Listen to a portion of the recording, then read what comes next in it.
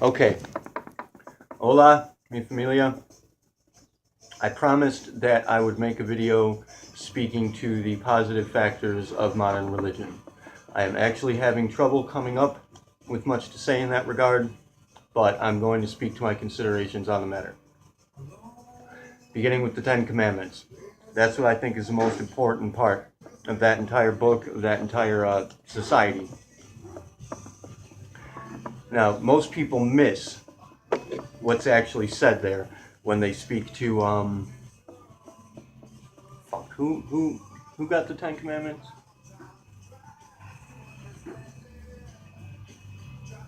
I forgot. Moses. Moses got the Ten Commandments. Now, honestly, it could have been a parable, but and it's likely a parable, but I'm going to go ahead and say that personally, I think that Moses actually received these Ten Commandments, that could very well be a true story.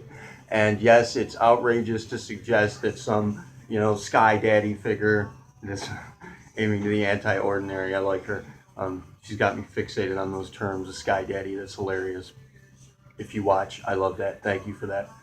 But that some mythical magical figure came out of the sky and gave dude these fucking stone tablets. It's outrageous to think that, and it's very unlikely, but who knows? We were working with an existence concept based on superstition back then, so a lot could have happened that's unlikely to happen now. And again, for cosmological and the other anti-theists or atheists rather, it's not supernatural, these things. It's natural. It's perfectly natural. If you understand how physics operates, you'll understand that any of these crazy mythical things that transpire are actually natural occurrences. Should they have really transpired? We don't know for sure. But I'm going to say that I think, whatever the case may be, however it was received, these Ten Commandments were received. Now, what most people miss in that story is the factor that God does not say you must follow these rules. What God says is, when you look upon me, you will know that I have come. Specifically says that. You will know that I have come. You will know that it is me by these signs. And then list the Ten Commandments. Now, I don't recall all of them off the top of my head, largely because most of them are redundant. I mean, it's basically don't lie, cheat, and steal. Don't hurt people. Our three spot protocol pretty much covers it. Protocol 1: do not harm. Protocol 2: do not lie unless it's to prevent harm. Protocol 3: do not cause divisions unless it's to avoid fraudulence or to prevent damage. So, don't harm, don't lie, don't divide. Now, the Ten Commandments speak pretty much to those. And what he says is, God, the living world, says unto this Moses character, you will know that I have come by these signs. What that means is that these are the identifiers of what God is. So you can take those identifiers, keep them in mind. Ten Commandments list off what God is. More importantly, they list off what God is not. And when you look upon the biblical stories and you see these references to this Old Testament God that's burning down cities, that's murdering people, that's imposing himself upon people, you know that that's a fraud, because the world told you, I am not going to murder, I am not going to lie, I'm not going to cheat, I'm not going to impose myself. They gave these 10 rules that tell you what I am and what I'd like for you to try to be as my reflection. You come closer to knowing God, you come closer to being like God when you can adhere to these rules. When these values make up who and what you are, you come closer to being like God. You come closer to being divine in nature.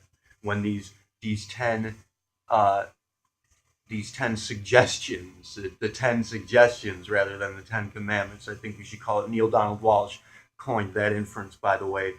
Read Conversations with God. If you're not hip to, if you don't understand, or if you have any arguments with what I'm saying, read Conversations with God.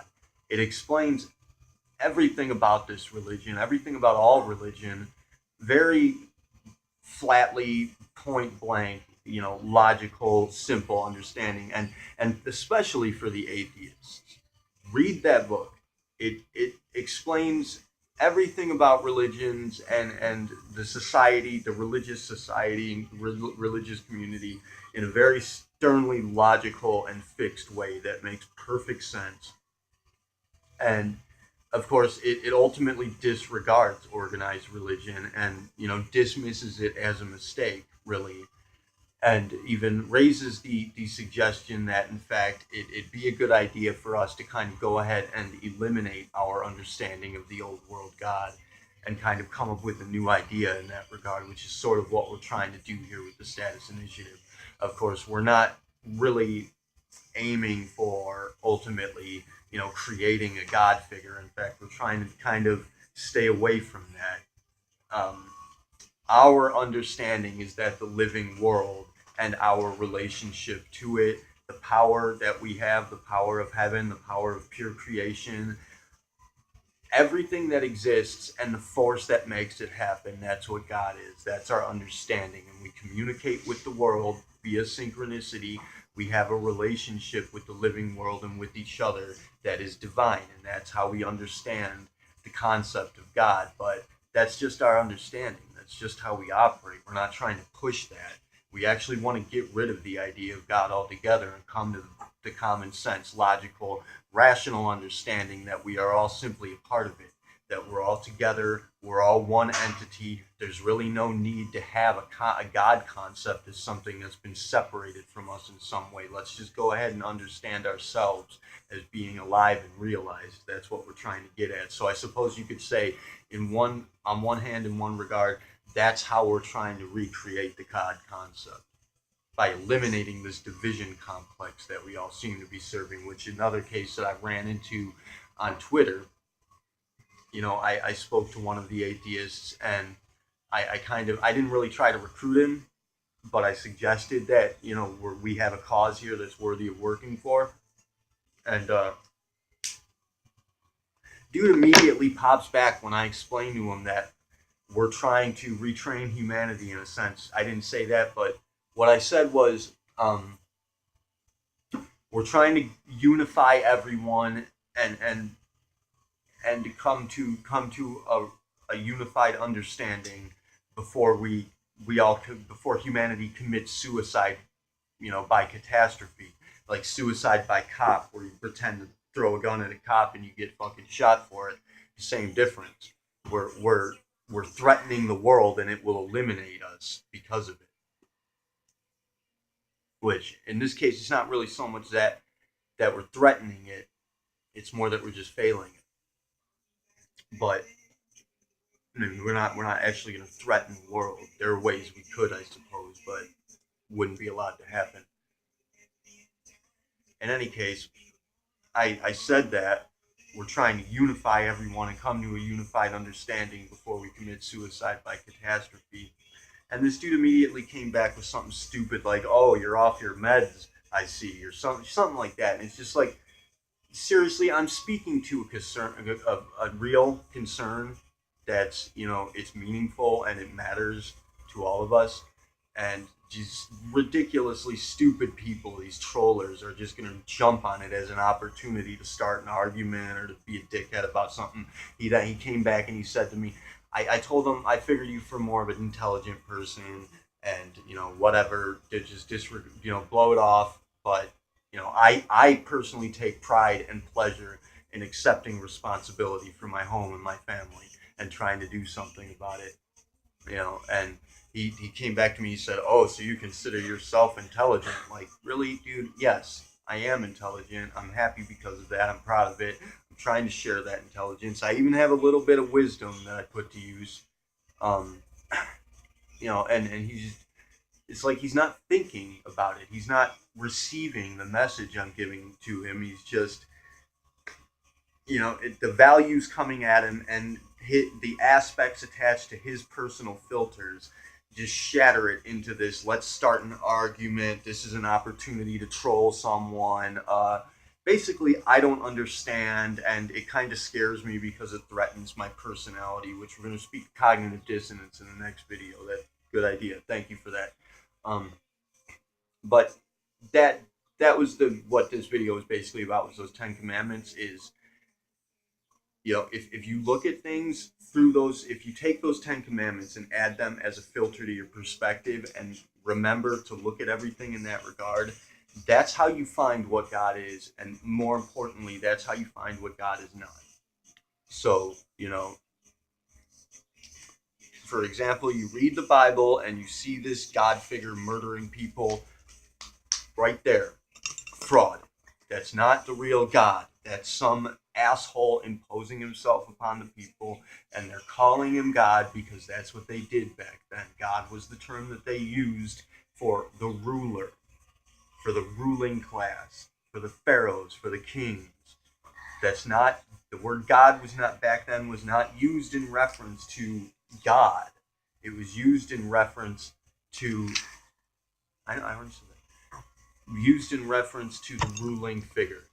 And likely the ruling figure imposed that term upon them, said, you got to call me God because I'm that fucking arrogant. That's that's basically it. And I mean, it's just easy common sense. Come on, people, get with the fucking program. That's thousands of years ago. And I don't want to be harsh about it, be a dick, but fuck me, those people were stupid. Those are stupid people. They weren't like bad people. A lot of them were bad people. They murdered Jesus. They left him to hang in the fucking sun, nailed to a cross, because his beliefs disagreed with theirs. Which, mind you, Jesus was using their religion as a parable. Jesus was speaking through the filter of their religion to get through to them, but Jesus' message was the same as ours. We're all one. We are all part of God. We are all one with God. They were afraid. And yes, they were afraid of him. And the reason they were afraid of him is because of cognitive dissonance. And I'll explain that in the next video. So watch the next video and you'll get the gist of that. But Jesus taught exactly that. Everything that Jesus spoke along the lines of religious factors, along the lines of what we now call Christianity, that was just his parable. Jesus worked through parables. He taught people in a way that they could understand, and he was using their religion to do it.